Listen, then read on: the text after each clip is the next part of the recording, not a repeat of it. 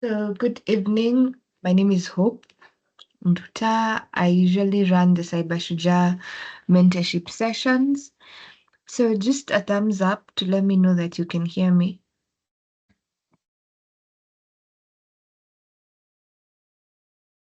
Thank you, Dan. Okay. Thank you, Daniel. Collins, Mugeha, Hilda, thank you. So, just for maybe to get the feel of where we are in terms of the Cybersecurity program, I know the mentorship sessions are usually open to everyone. So before our mentor joins in, maybe I can just get a word from someone who's in the Cybersecurity program. Anyone who can just tell me or tell us how the field is, the progress, and such things. Yeah. Mugeha, your hand is up.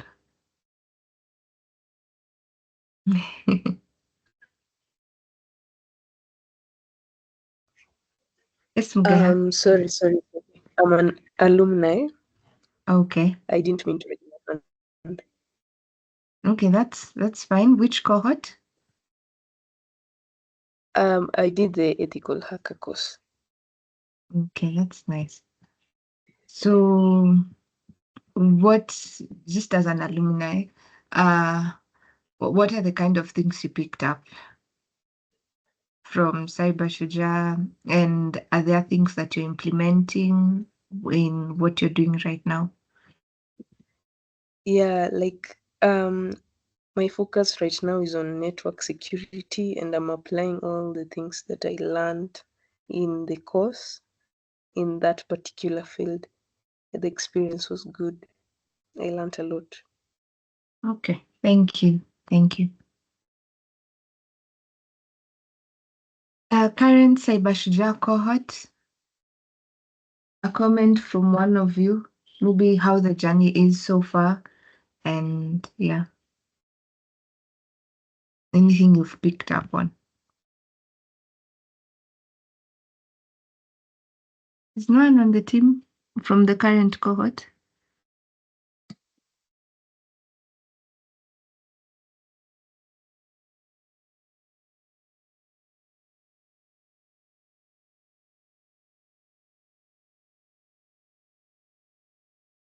Okay, so I'm assuming no one on the call is from the current cohort?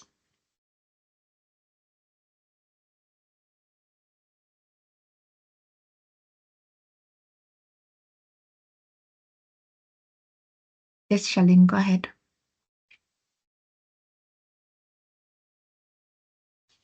Hi. I'm from the current cohort. Okay, the one that's ongoing. Which training are you taking? I'm doing the security analyst one. Okay, nice. So, with the expectations you had when you are starting, what is the experience so far? I don't think okay. I don't think it's like we're in week 3 right now, week 4 there. So I don't think like I can gauge my expectations then to now. But Mm-hmm. as it's progressing, I think I was looking for like a challenge, and I can definitely say I am being challenged. Mm-hmm. Because I have interacted with okay, not interacted per se, but I have a bit of knowledge in cybersecurity, but now like I'm realizing I just like had like surface level knowledge. Okay. How are you feeling about the reports? I don't mind the reports because I'm kind of kidogo like used to them from like the degree I was doing. So Okay. they're not that tedious because it's just following the same structure. Plus it's not from what I understood, they like don't want you to give a very detailed explanation of every single module, just Mm-hmm. the answers to the questions and the procedures you followed where necessary. Mm. That's nice. Thank you, Charlene. Someone from the cloud and network security classes?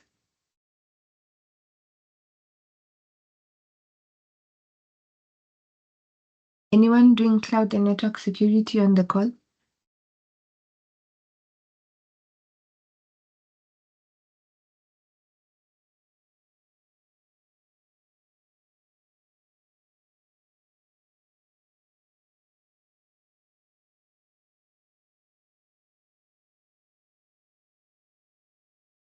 Okay, I'll assume CNS are not represented at the moment. So I'm buying a bit of time because our mentor is having a bit of technical issue joining, but he'll be joining in a few. So I wanted to get the feel of those who are in the current cohort, the progress you've had so far. So since we can't get a volunteer from the cloud and network security end, um, I'll pick just any random person, even though you're not currently in the Cybersecurity program or an alumni. Maybe just feedback on if this is your first mentorship session, what you expect, and if it's not, what you've picked up from our previous mentorship sessions. Yeah.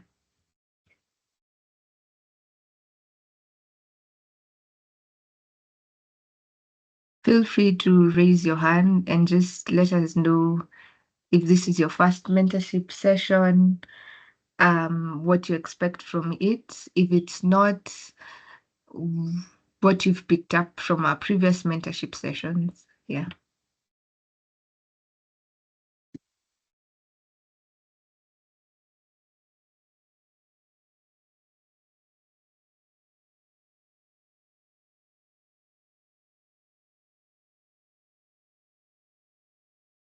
Yes, Collins, go ahead.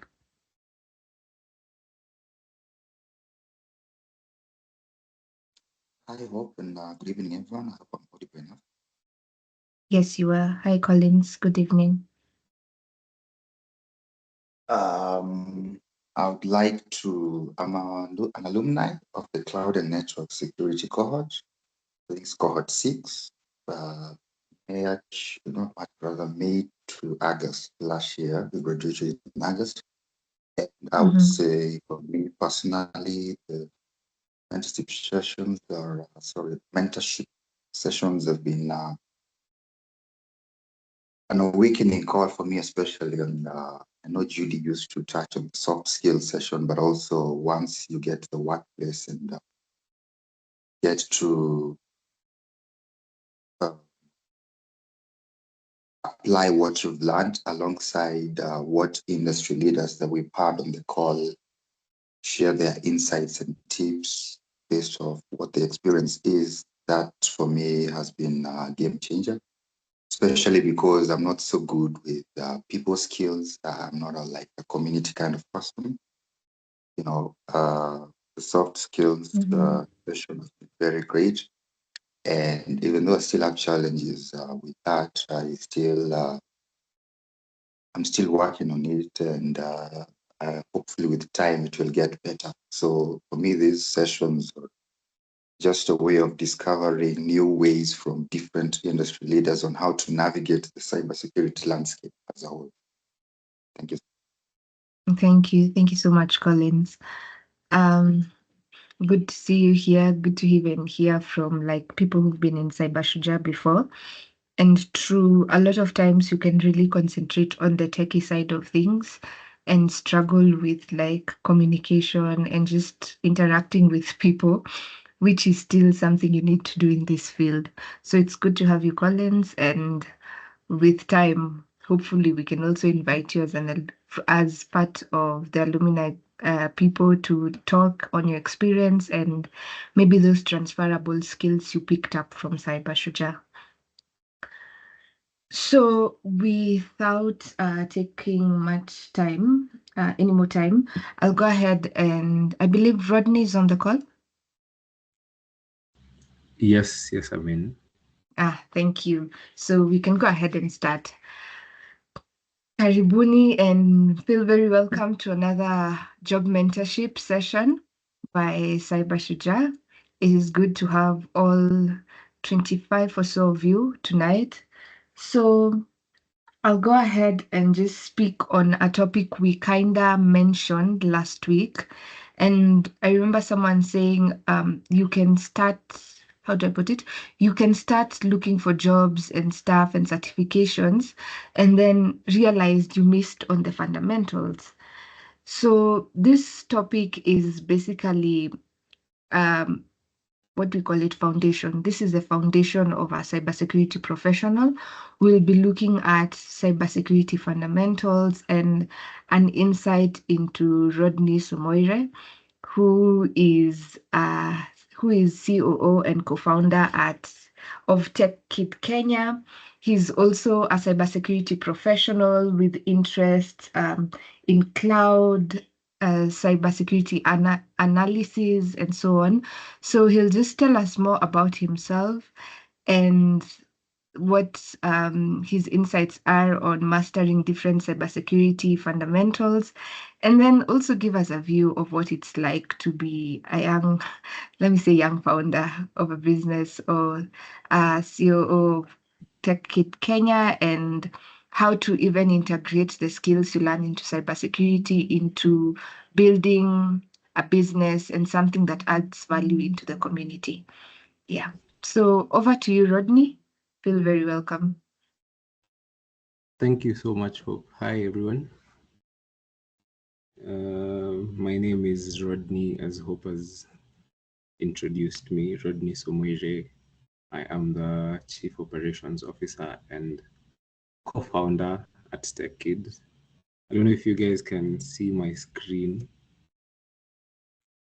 Rodney, could you do presentation mode? Because we're seeing a small chunk of it. That's what I want to do, and I don't think I am able to share. Let me just try that again. Can you see my screen? Yeah. Okay, awesome. So I'll tell you a little bit more about myself as we progress, and I would really love for this to be more of a conversation rather than just me presenting. So today I'll be taking you through cybersecurity fundamentals. The rest maybe we can catch up later if we'll be having time to talk about it. So I'll basically start with who I really am. As you've heard, the name is Rodney.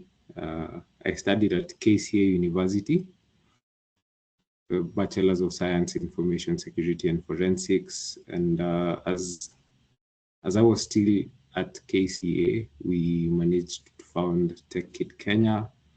TechKid Kenya is a company that teaches young children, young minds, or rather that brings up young minds in the tech space. So be it cybersecurity, be it basic IT knowledge, software engineering, design thinking, and whatnot. Later on, I got the opportunity to join ICT Authority as an intern, where I was placed at the National E-Waste and Refurbishment Center, where I was a data sanitization engineer. Then I later joined Oracle on a 3-month graduate trainee program through a partnership between Oracle and ICT Authority. I believe it was more or less learning about the Oracle business over there. And I've had someone talk about people skills and soft skills. So those were the fundamental things I was learning at Oracle. And then as of last week, an ICT officer, an ISO officer, Information Security Officer under the Ministry of ICT and Digital Economy. So that is basically who I am. So I'll jump straight into understanding cybersecurity fundamentals. I'd love to know from the people in the meeting, what do you think is the importance of cybersecurity in this day and age?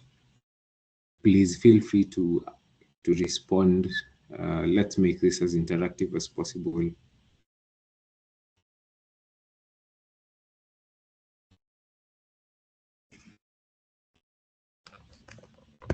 Any takers for the question, for the answer? Anyway, so I'll jump straight in. There's a hand from Albert. Okay, I hadn't seen. Please proceed. Okay. Hope you guys can hear me. Yes, we can.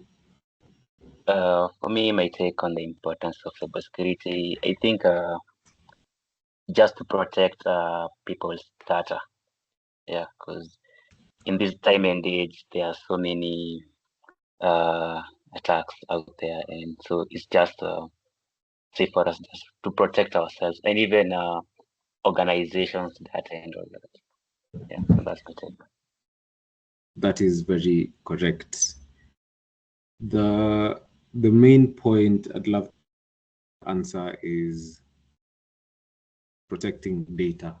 I think in this day and age, data is everything. We talk about data as the new oil. And most of the time when people or organizations are being hacked, the main reason they're being hacked is for accessing data most of the time. I mean, there might be other reasons, but we hack to attain data so that we can use it for other reasons.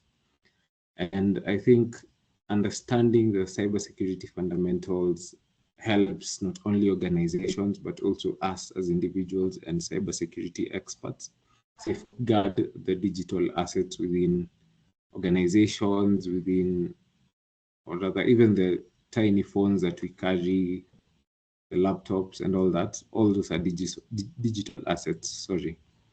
I'll jump straight into the CIA triad. So CIA triad, it's more or less of a security principle. The CIA triad is a model that forms the basis for development of security systems. And CIA basically stands for confidentiality, integrity, and availability. So when you talk about confidentiality, you always ask yourself, is the data of an organization kept safe? Is my data kept secret? Sorry. Is the data kept secret? Meaning that all the data within an organization must be kept secret. And then integrity, is it trustworthy? You know, you can get data that is confidential, but it is not trustworthy.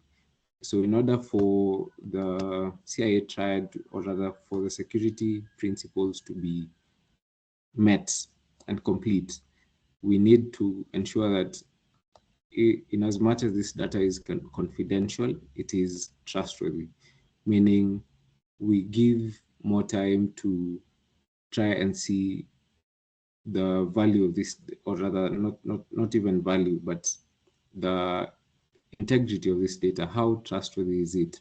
How accurate is it? And then we have availability. If the data is confidential and integral, I don't think it is valuable to an organization if it is not readily available. I mean, every time we talk about organizations' data, it means that we have people monitoring this data on a day-to-day basis. In some organizations, on a 24-hour basis. So that means in as much as this data is confidential and integral, it must also be available. So this completes the CIA triad.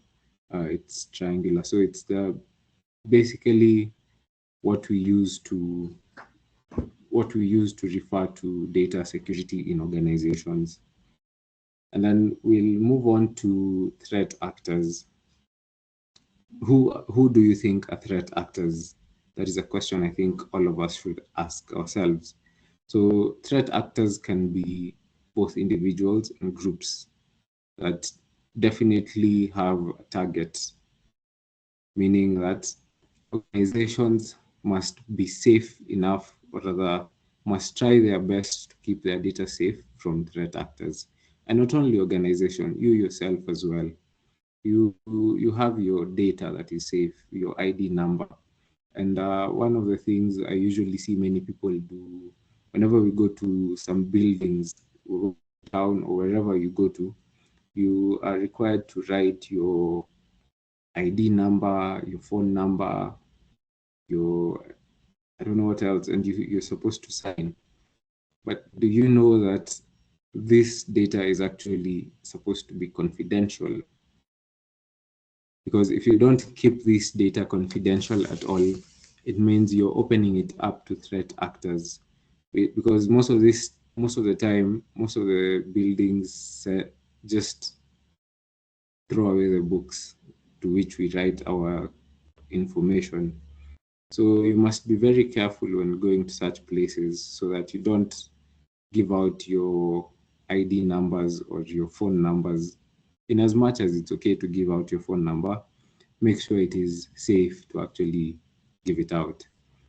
So we also understand that threat actors are categorized into either hackers, insiders, or state-sponsored entities. And one of the it has been proven that you can actually mitigate hackers and insiders, but it's so hard for states to mitigate other state actors. We have an example of the US and South Korea. They've always been, North Korea, they've always been in battle, and they are always trying to see who comes out as the best. And we see that some US companies are hacked by North Korean hackers. In as much as people say North Korea has no access to internet and what's not, I believe the government has its way of initializing these attacks. And in order for us to mitigate threat actors, we must understand what motivates these threat actors. We find that most of them are motivated by either financial gain, which is money, or just exposing organizations' data, or just malice. Malice is basically just doing it for the sake of doing it. So you must always strive to protect yourself from threat actors. And then we have attack vectors, and threat actors and attack vectors are two different things. So attack vectors are the methods threat actors use to penetrate systems and networks. So it is a method or combination of methods that cyber criminals use to breach or infiltrate a victim's network. So we have examples of DDoS attacks, we have viruses. A good example is, I think it was around last year when eCitizen got infiltrated, or rather got hacked, and it was actually insiders at the end of the day. Don't quote me, sorry, don't quote me. But DDoS attacks, we have viruses, we have malware, we have all these kinds of attacks that you can see here. And the three components that commonly compose an attack vector are an exploit, a payload, and reconnaissance. You need to understand that the difference between a payload and an exploit. We use an exploit to deliver a payload. So both can be malicious code that are embedded to be able to find vulnerability. Or sorry, an exploit is the one that is used to find the vulnerability, and once found, we use the exploit to deliver the payload. And reconnaissance, I believe you understand what the term reconnaissance means. Reconnaissance is basically collection of information or data. Moving on swiftly, we have firewalls. I'm pretty sure you all know what firewalls are. Before I continue, feel free to interrupt me and ask questions. I really want this to be conversational. I don't want you to get lost in the midst of my presentation. Yeah. A firewall is basically it's a system that checks all inbound and outbound traffic to a network. Basically, these are the basic things you first learn when you join organizations like governments. the importance of these tools like firewalls, and we have others that we'll look at in the coming slides. Firewalls basically protect people from external attacks, or rather organizations from external attacks. It doesn't factor in internal attacks. That is the biggest, I think that is the biggest disadvantage of firewalls, because sometimes people are employed and their bosses do something that brush shoulders with them, and they end up just doing something from the inside. I've actually seen a case whereby someone installed a payload in the organization's website. And one day he was fired and he ended up activating the payload. So the website just shut down, and the company knew. They didn't know what happened. They didn't understand. So they had to call this guy back to come and help them, because he's the only one who knew what the issue was.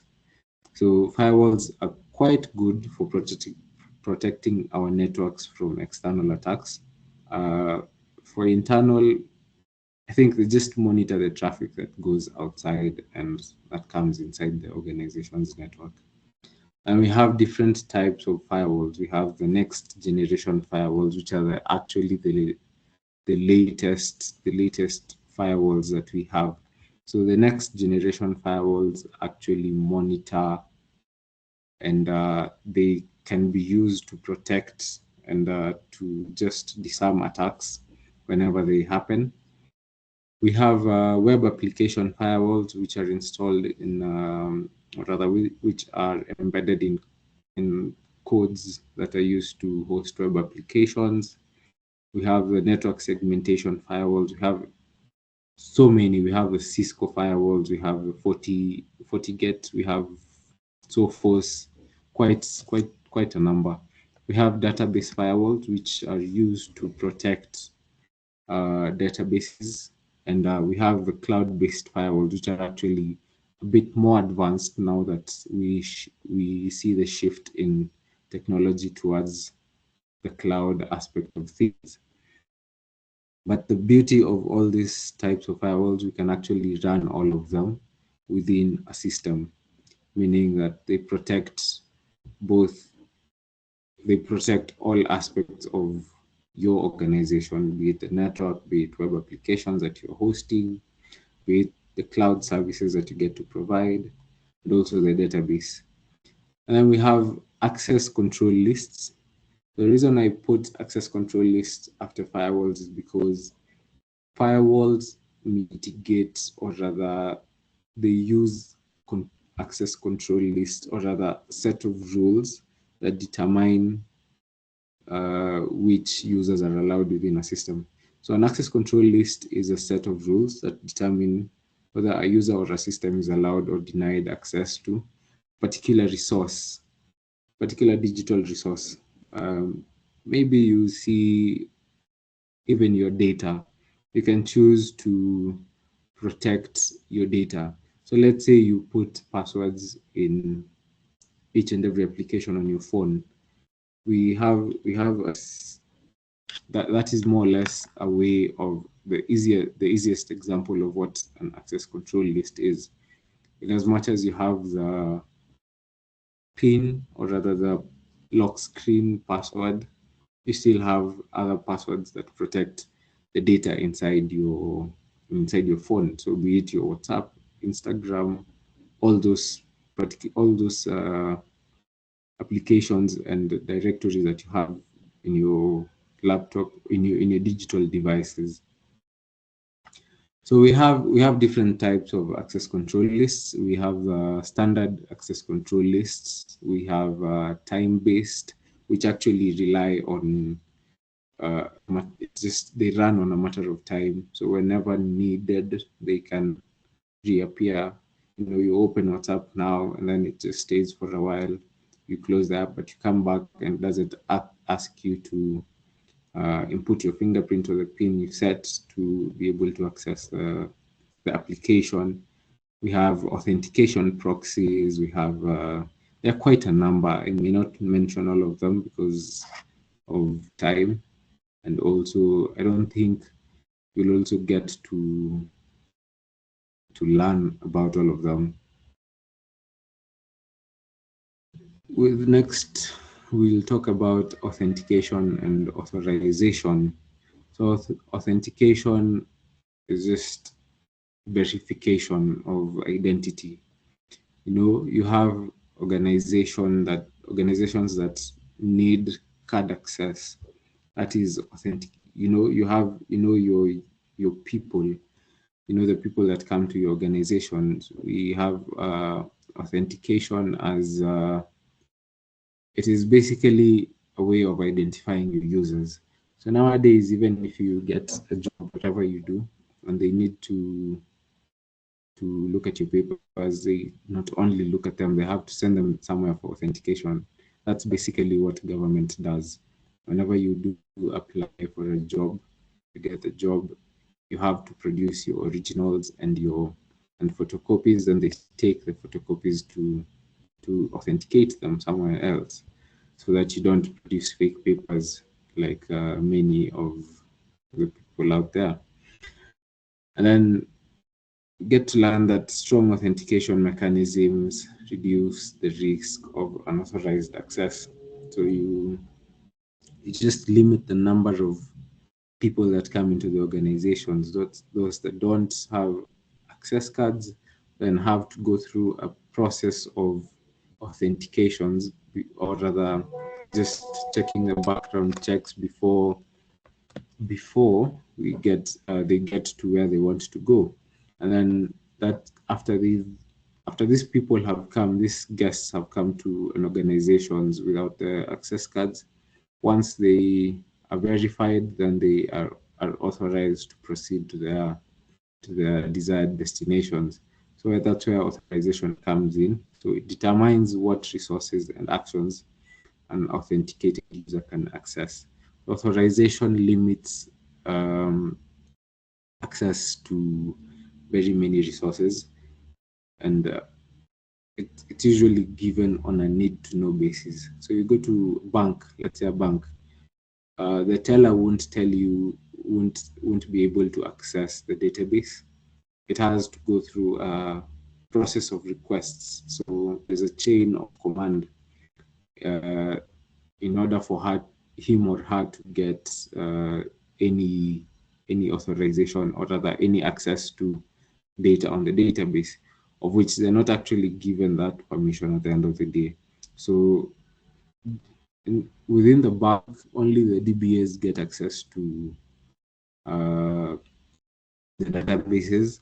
The tellers can't access everything on the database, because even the computers within the bank are all connected to one database. So all activities are logged are logged to a particular directory within the database. So all that data is stored. So whenever you go to a bank and you want to access something, maybe through the teller, it becomes easy for you to go through them. Then they can initialize a process towards which you'll get whatever you need. And then it just ensures that the users have all the appropriate and necessary permissions based on their roles. I think I've explained that with a case of the database administrator. And then we have intrusion detections.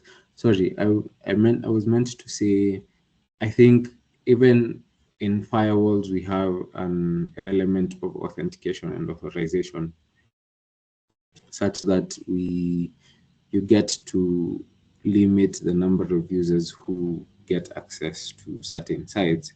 If it's the social media team that you want to access social media sites, you go ahead and approve the IP addresses. But if it's other users, they cannot be able to access social media. Social media. I think that limits people from just taking breathers on TikTok or Instagram. Intrusion detection system. I hope we are good up to that. Hope. Yeah, I can't see any hands up, so I'll Okay, assume okay. you're all good. You'll just alert me in case there are any questions, but you can also ask questions at the very end. Okay. So an intrusion detection system monitors the network traffic for suspicious activities and known threats. So as you can see in this image, when firewalls were being created, they hadn't considered the factor of an IDS or an IDS in the beginning. Later on, they were developed so that they can be able to alert any users within a network for any malicious activities, about any malicious activities going on that targets the network of the organization. So IDS generates alerts whenever it detects potential breaches, security breaches. They can be classified as either network-based or host-based, or providing they both provide the flexibility in monitoring. So network-based can be attached through the can be attached to onto the network, so that whenever traffic to the firewall comes in, it just alerts and you can actually see. And then there are IPS, the intrusion prevention systems. So the big difference between an IPS and an IDS is the IPS blocks. It can actually prevent real-time breaches, whereas the IDS just proceeds to alert you of what is going on.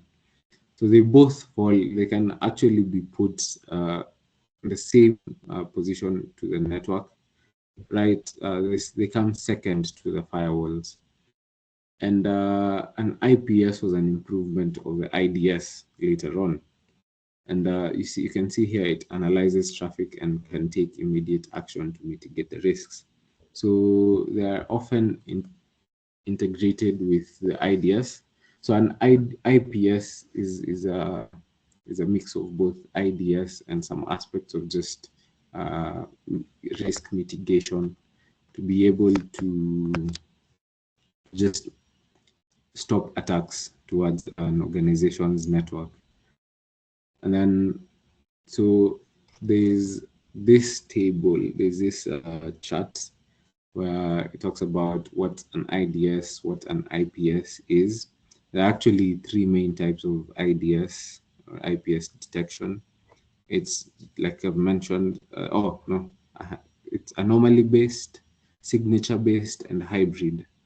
So these methods actually define or identify how the IDS analyzes data to identify the potential intrusions. So anomaly-based IDS, they focus on identifying deviations from normal behavior within the network. The signature-based, they rely on a predefined database of attack signatures to identify the malicious activity. And the hybrid is a mix of both anomaly-based and signature-based. So the main thing they have in common is they analyze traffic and compare it to known threats. So the big differences come into what each does. As you can see, an IPS decides whether to accept or reject packets based on the rules that you've set for it, whereas an IDS is just for detection and monitoring intrusions. It won't do anything. It'll just alert you as the end user, and you won't be able, now you'll be able to take action from there. Another difference is the IDS needs human intervention to interpret the results, whereas an IPS does that for itself. It just needs to be updated to recognize the latest threats. This is one topic I really love to talk about, the zero trust policy. The same way you wouldn't want everyone accessing your bank details, generally your data. It's the same way organizations treat data out there. It's only those that are trusted, but even before you get to earning the trust, you have to go through a series of authentication and authorizations so that you can be able to access this data. Imagine if you get uh, someone as a DBA for an organization who leaks out information about what people have in their banks. It wouldn't be safe, right? So before you get to that point of being a DBA, you have to go through a series of checks and authorization and authentication to be able to be a DBA for that or a specific organization. So this is a security model based on maintaining strict access controls. Basically, don't trust anyone. And then we tend to see that this approach reduces the risk of data breaches. You know, there are so many secrets that the government has. And to be very honest, not everyone gets the chance to work in government because I think to some extent they do the background checks. So even as you join government, you get to sign some documents saying that you won't leak any data. And that is why is government the safest? I don't know. I am not in a position to speak for them. But I believe the zero trust policy that has been there for decades, ever since independence, has been the reason why the government is still intact. So these are the bare the principles of zero trust. We have multi-factor authentication. You see how we are given the opportunity to actually enable multi-factor authentication, be it on WhatsApp or our social media sites. Have that anytime. It's actually quite advisable, especially for social media, as we've seen a rise in number of cases where people are saying their social media pages have been hacked. It is quite important that you actually have multi-factor or two-factor authentication. And then the second one is device access control. Just have strict control on device access, be it in an organization or be it actually for yourself. And then preventing lateral movement. Once you get an attacker within the systems, you must learn how to contain them so that they don't move laterally within the organization's systems or networks. And then continuous monitoring and evaluation. This happens most of the time we also do it, whether we like it or not, we have to do it. So you just verify devices or people that gain access to systems. And we have SOC, the Security Operations Centers, that actually do the 24/7 monitoring and evaluation.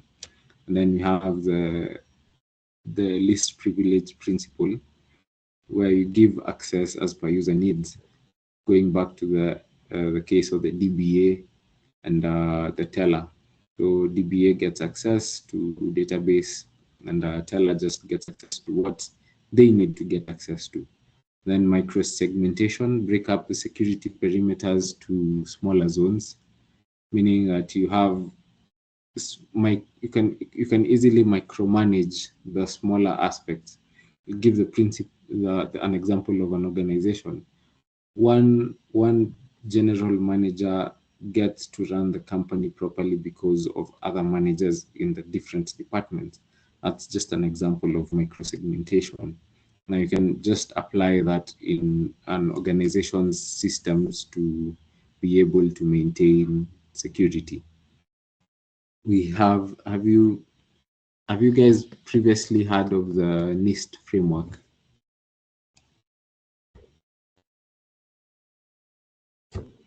Any takers for that? Please feel free to respond. I'm sure there's someone who's heard of it. Anyone on the call, NIST framework?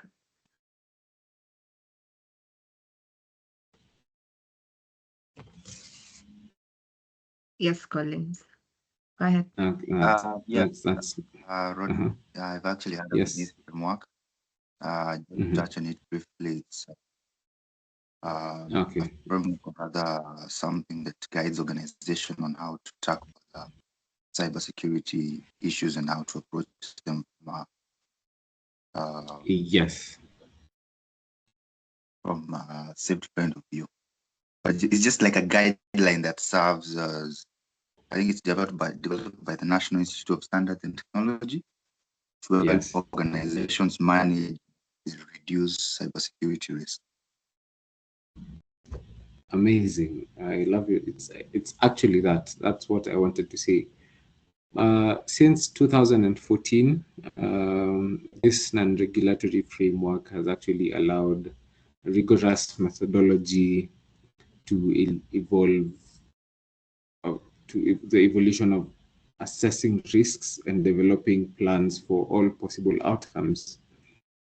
And it is actually really good to note that the cybersecurity framework is the result of extensive public-private sector collaboration, as it has resulted in a flexible mechanism that can be used by all organizations, big or small. And as you can see, it provides a continuous process for cybersecurity risk management, as has been said. It doesn't matter the size of an organization, whether big or small, it takes care of that. And it has actually proven useful to a variety of audiences. So the five functions of the NIST frameworks are identify, protect, detect, respond, and recover. I believe identification is more or less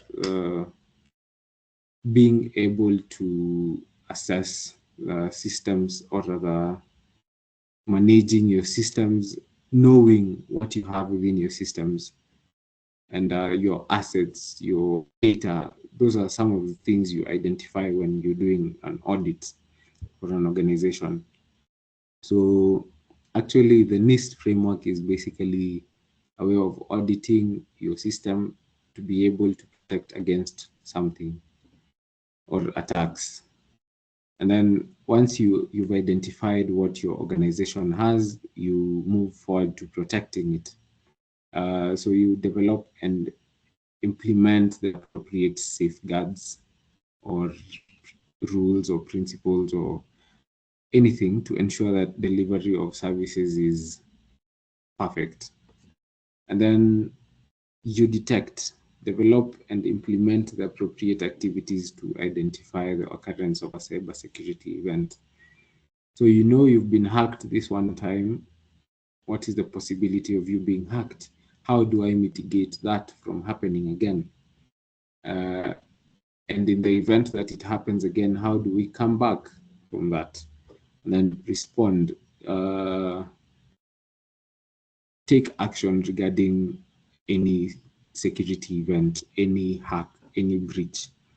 You need to take action, not only as an organization, but even yourself. Whenever you feel or you see your data being leaked, know the right steps towards making a timely response to this hack or this breach, and then recover. Recover speaks for itself, whereby in the event an attack has occurred to an organization, how do we recover? So we create recovery plans for coming back from, or rather for saving what we can save in organizations.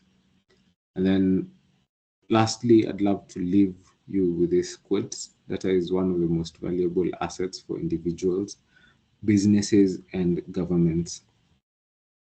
Thank you so much. That's been my time. I'm open to any questions and feedback. Thank you so much, Rodney. Thank you so much for your time. So let me ask if there are any questions.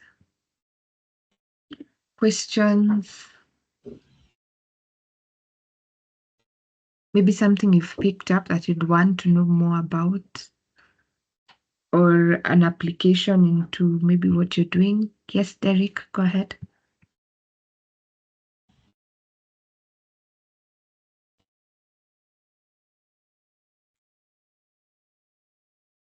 Derek, your hand was up. Did we lose him?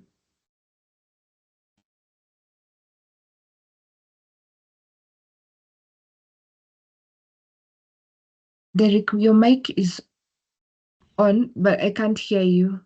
Mic's just on my end. I also can't hear him. Yeah, I saw him unmute, but I can't hear anything he's saying.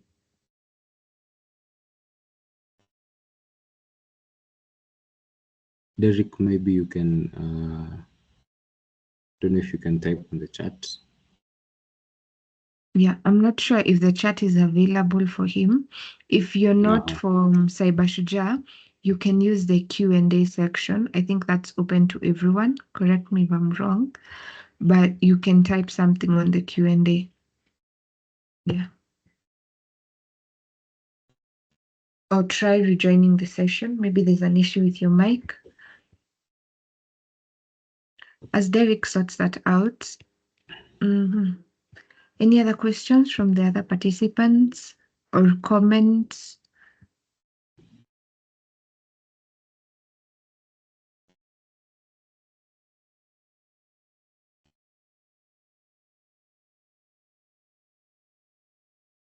We're all good. It's either we are totally confused or totally get it. Denson, go ahead. Hi, thank you. Hi, So my question Denson. for Rodney would be, what are some of the tools you use on a day-to-day basis as a security engineer? As a security engineer, I think you get to use BAP Suite most of the time. That's one tool I've not stopped using since. I'm actually an alumni of Cybersecurity cohort 4, yes. And BAP Suite is one of the tools we use most of the time. And then being on most days, I'm in the SOC room, so some of the tools I see that I'm not allowed to say. Sorry for that, but maybe I can try and find alternatives. Probably later I can use Hope to respond to you. But I think BAPSuite is actually one tool, and Wireshark. Those two tools are tools I've never stopped using and I still do use on a day-to-day. And also as a security engineer, you get to use Vim, you get to use Visual Studio to just create and develop payloads. In as much as they are there, you get to know the purpose to the reason as to why you're creating a payload and for what purpose it is. So yes.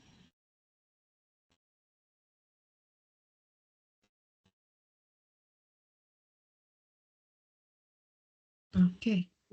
So I think what I can get from Rodney after the session is the tools he used to on his day-to-day activities. Also for documentation, I think I've gotten a couple of questions about that. So as a cybersecurity professional, what tool do you use to document your stuff?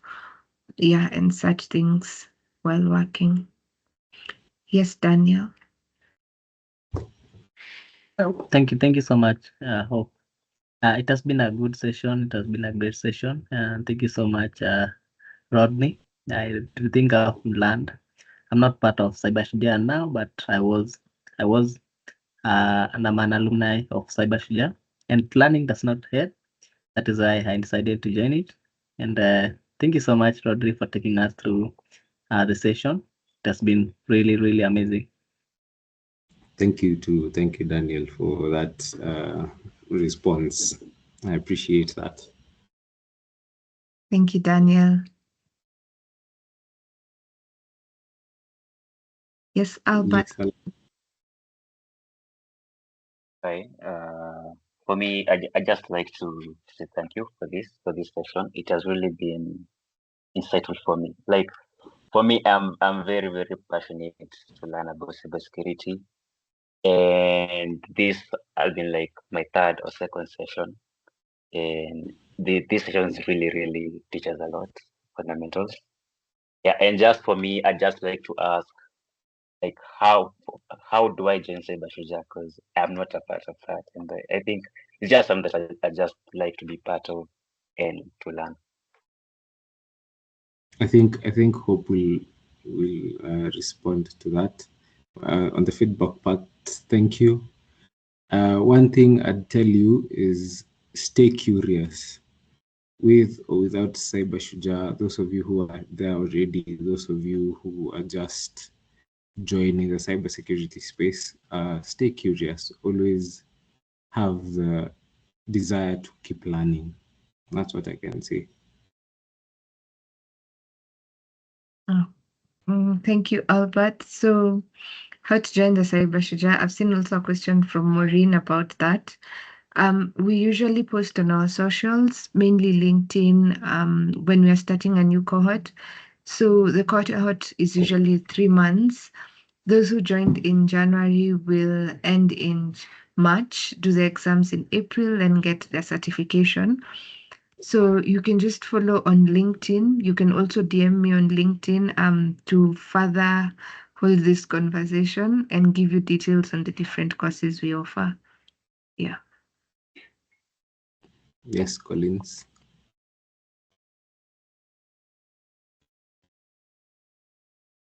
Good evening, Rodney, and everyone else. I hope I'm clear. Yes, you are. Okay, my question is in regards to the marketplace as a business owner as well. And you said you run a company. Yeah. I'm just curious to know, how do you, I believe it's a startup, or if I'm wrong, correctly. You started it from the ground up to where you are now.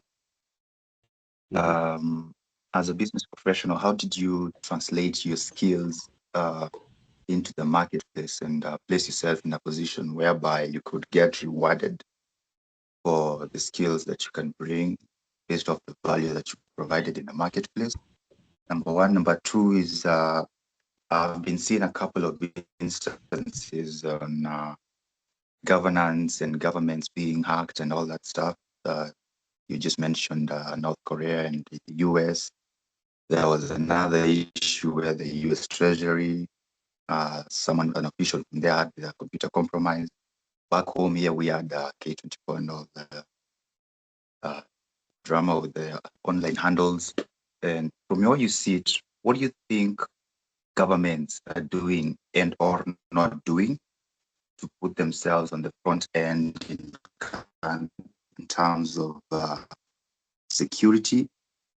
And also, what do you think should be addressed so as to bridge that gap? Because now governments are being the target based off what we're seeing in regards to the data that they hold. Like, for example, ECG, online transition platform, and it hold enormous amounts of data, which if got compromised, then there would be serious repercussions. I think that's my second question. And my third question is, I don't know, recently we saw there was someone from, I think it was a Nigerian, who got rewarded by Apple through a bug bounty program. And also Netflix awarded someone a bug bounty for developing, or rather not developing, but finding a vulnerability in their systems. And how do you best put yourself in a position to be able to spot such issues and come up effectively with ways to manage, or rather identify them and bring them up to the companies in a way that does not compromise systems and maybe or maybe not get rewarded for it?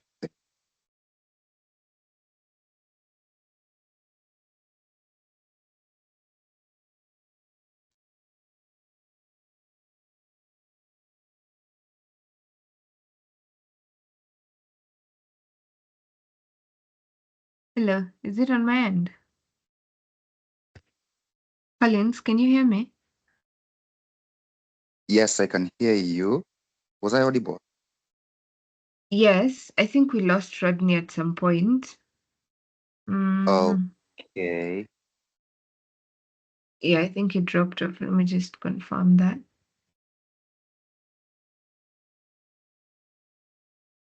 A minute. Hello.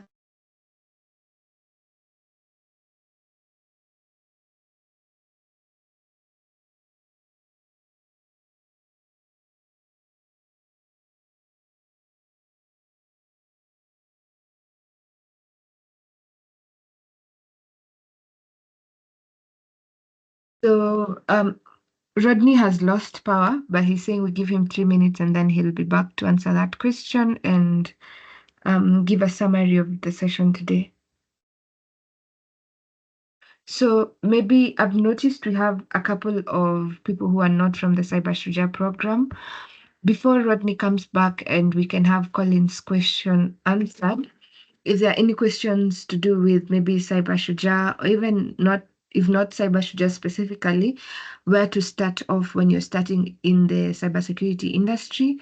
If you're looking for programs to start on and such things, feel free to ask.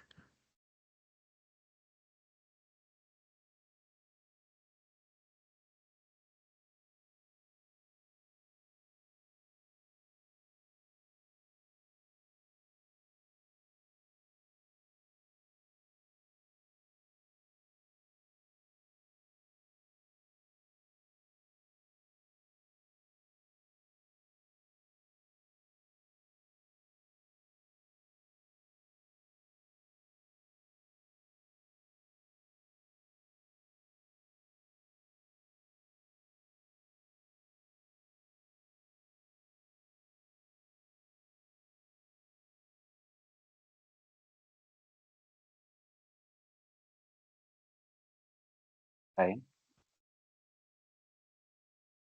Hi, Albert. Yeah, so I just like to ask, okay, apart from Saber Shuja, Mm-hmm. what are some other maybe platforms that I can get to start as an entry level cybersecurity professional? Yeah. Pardon, come again. That went so fast. Sorry, I just like to ask, apart from Cybersecurity, what are some of the other like platforms where I can get to learn, yeah, and just even to practice as as an entry level or just a beginning? Okay. So top of my head, the first that come up is TryHackMe. I think TryHackMe is very beginner friendly. And the modules, there are a couple of free modules that help build on fundamentals. Then from TryHackMe, I'd go next to Hack the Box. So there's the idea Hack the Box is not very beginner friendly, but they're thorough. So I'll say Hack the Box is quite thorough for practical engagement and also when you're starting off to build a community. So if you can remember those who are here for the first session of this year, the mentorship session, the speaker talked about building a network or a community around you, which is very vital. A lot of times we think, let me build the skills, the certificates, and then look for the right network. So Hack the Box is good because there's Hack the Box Kenya. So you can join HDB Kenya and be part of that community, have a chance to learn, participate in their CTFs, participate in their meetups. They also have similar sessions like mentorship sessions that they cover different, what do you call them? Different challenges. So Hack the Box is a good place to start. Mhm. Someone else can help me. I'm sure there are a couple of people uh, who've taken off career-wise on the call. So if you can think of any other, just feel free to unmute and help me chip in. I'm also checking on the things I've pinned on my browser. I have a couple. Mm.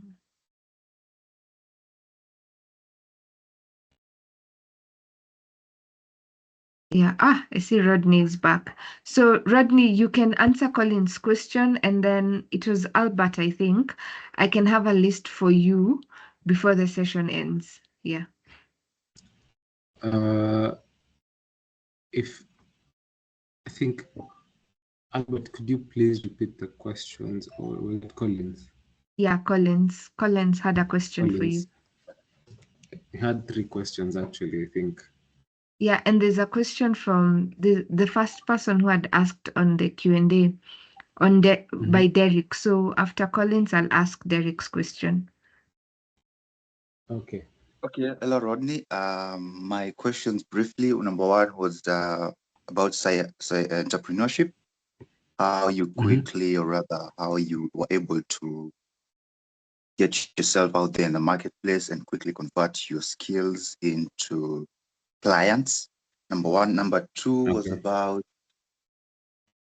about your stance, or rather your take on governance and cybersecurity in regards to the recent cases of hacking and government systems being compromised. You mentioned North Korea and USA. We have a citizen country in this country, and also as sometime back in the US, we also had the US Secretary of State office, or someone there had their data compromised with their computer. And then the third one was in regards to, what was that?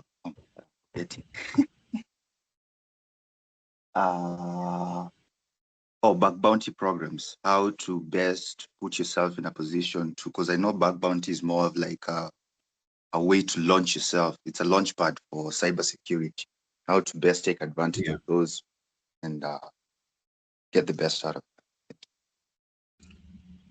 Okay, I'll respond to your first question. How easy was it? How easy? Oh, I don't think it was easy, but how has it been for me as an entrepreneur to be able to actually acquire the customers? I think you have to love your customers. I mean, my customers are both parents and kids, but mostly kids. So you have to just love kids for me. Generally, as an entrepreneur, I think you also need to love what you do. You have to have, even if it's the tiniest bit of love for whatever it is that you do. Motivation comes along. You have people who will tell you how good your startup is. I think just generally being able to embrace my customers is what has actually made it easy for the company to get to where it is. And then the second question, my take on government and in short, cybersecurity. I think the best I can say, the initiatives of partnering between the public and private sector is the one thing I think has really come in handy for governments. And right now is when there is this realization of we need this particular skill set within the IT departments of government, because initially IT was just an overlooked space. And right now we have these cases, and we have governments calling, and actually feel like, even if you get to work in government, you feel like you belong somewhere, because the practice itself is never ending. And before I answer your third question, I think it will also answer your third question. It is quite encouraged, or rather it is encouraged for you to learn a lot. For bug bounty, I think you will you will gain experience. As the more you practice, the more you gain the experience. Because I think bug bounty hunters are not people who just wake up one day and they're like, today I just wanna learn coding, or rather learn hacking and hack and see if if this organization or site or whatever it is has a vulnerability. I think that just tells you to learn a lot, and you never stop learning. Recently, I saw, I believe you know about the Pentagon, and this actually goes to all of you. Pentagon was once hacked, and they had to learn in order to recruit the best. You have to let people hack you. So actually think cybersecurity and other technical roles within the IT space require that we know what we are doing, because in the case of Pentagon, they no longer hire people. They no longer put out adverts for vacancies. They just let people hack the Pentagon itself, and the best to reach a certain goal gets to be given a job offer. And I believe that is where we're going as a space. So that is our way of showing how technical we can get. And if you're good enough, then I think bug bounty is quite, it's not easy as well. I've not tried it myself, but I've had people that have. For Kenya, I know Safaricom has a bug bounty program. You'll never get paid money per se. You'll be given a phone and some data. But with time, you just get to learn and get to know these tools, these not principles, rather whatever it is you need to learn. Once you get to grasp the knowledge of what it is you're doing, then I believe you are good to go. And don't be the guy that talks about it, be the guy that also practices. I hope I've answered your questions, Collins. Yeah, I appreciate the insight. Thank you.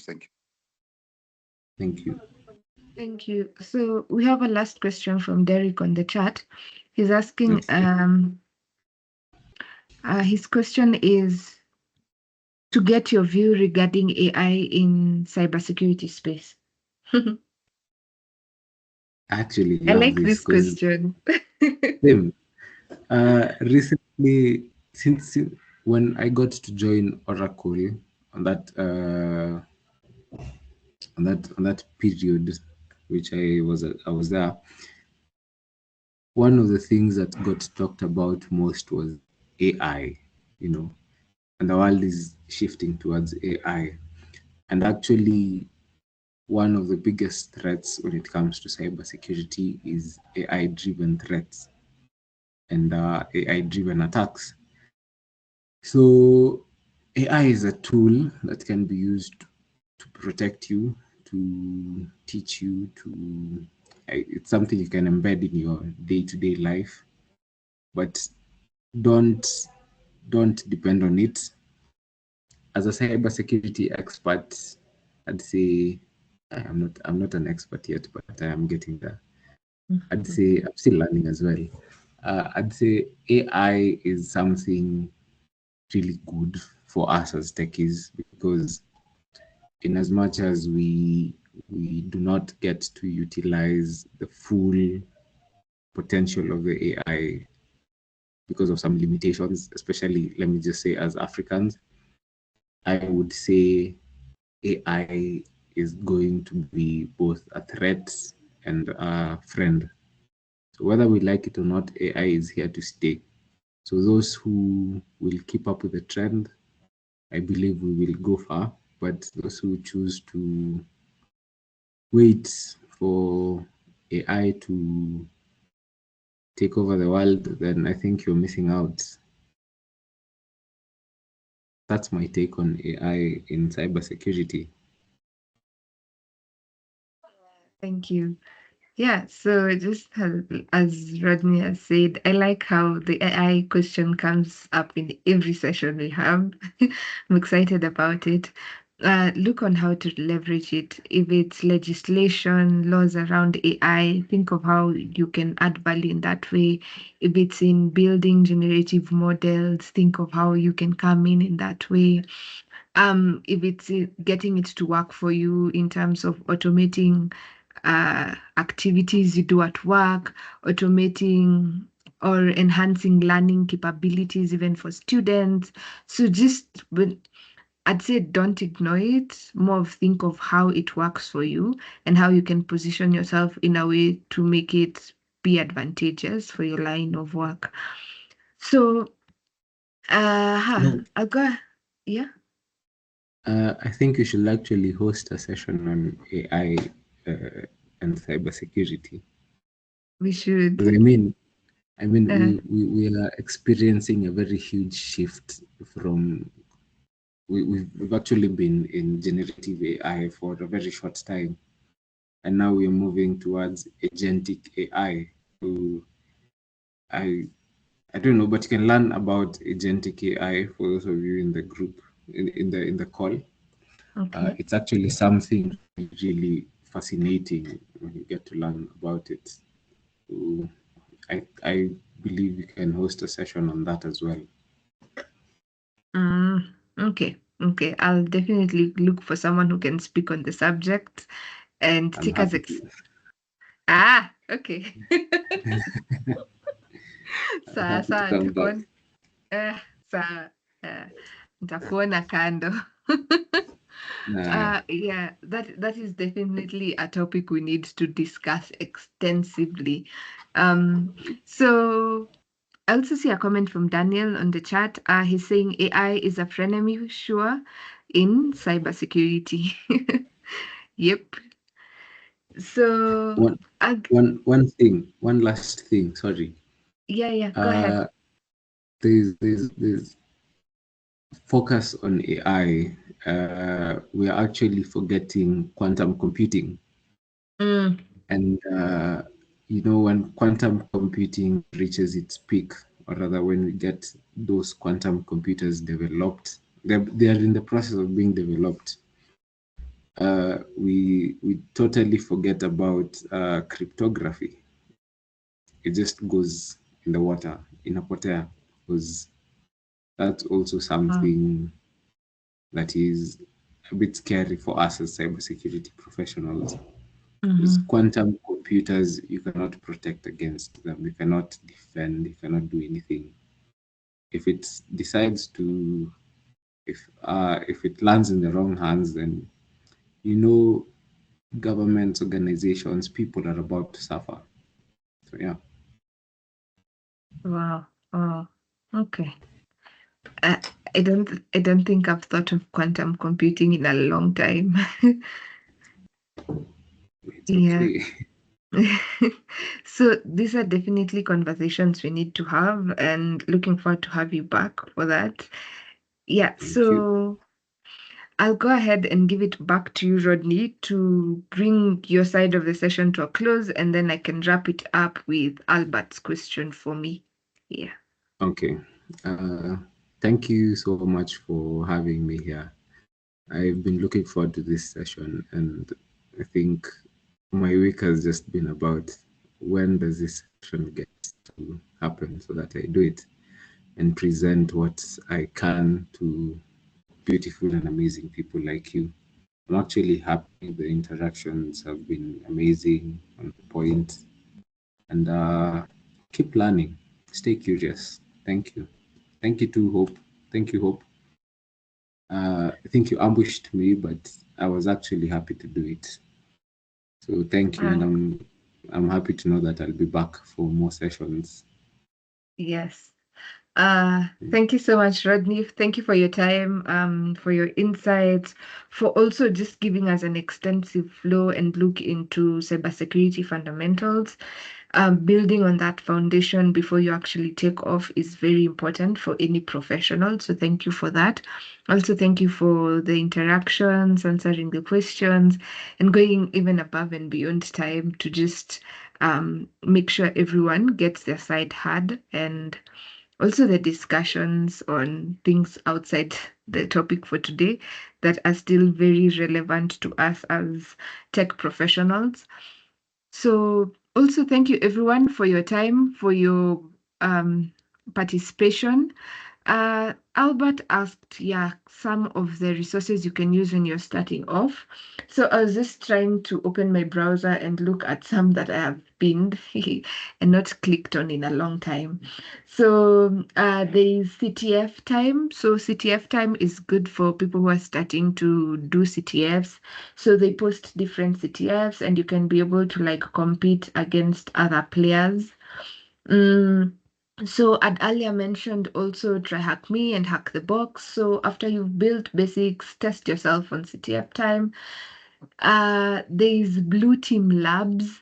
I have not used it in a very long time, but yeah, there is Blue Team Labs, and there's also Let's Defend. I know Let's Defend even gives you certifications that you can post on LinkedIn. Apart from that, you could utilize Google has an introductory certificate for cybersecurity. So when you're really starting off, that is one of the free certificates that are good. So the Google certificate. There is also ISC squared CC, cybersecurity. It's usually CC stands for something cybersecurity. It's for foundations in cybersecurity. It is an accredited certification that is recognized in the field. So if you're saying you've started off and you haven't done the ISC squared CC, it is free and available to everyone. They have training material online that is also free to you. And the exam is an in-person VUE. Yeah. So that is a good place to show that you know your stuff in terms of cybersecurity fundamentals. So check out the IC squared CC exam and training. I know LinkedIn has some, but I haven't utilized them, so I can't really speak on them much. There's also a resource I'll share. I don't know if how I'll get all of you, but I may share on my LinkedIn that was shared, I think, beginning of last year, or was it the end of 2023, by one of our mentors here. And it's a table with resources and links that you could utilize when you're starting off. So I'll look for that and share it. And share it on my LinkedIn, and then you can just check it out and see the different places you could start off. Yeah. So Albert, are you good? Yes, I'm good. That is really good. Thank you. So thank you so much, everyone. The sessions are usually recorded and posted on the YouTube channel, the Cybersecurity YouTube channel. So if you missed anything or want to look into previous sessions, feel free to check them out there. Also for resources. So thank you, everyone, and have a lovely night. See you next Thursday. Bye.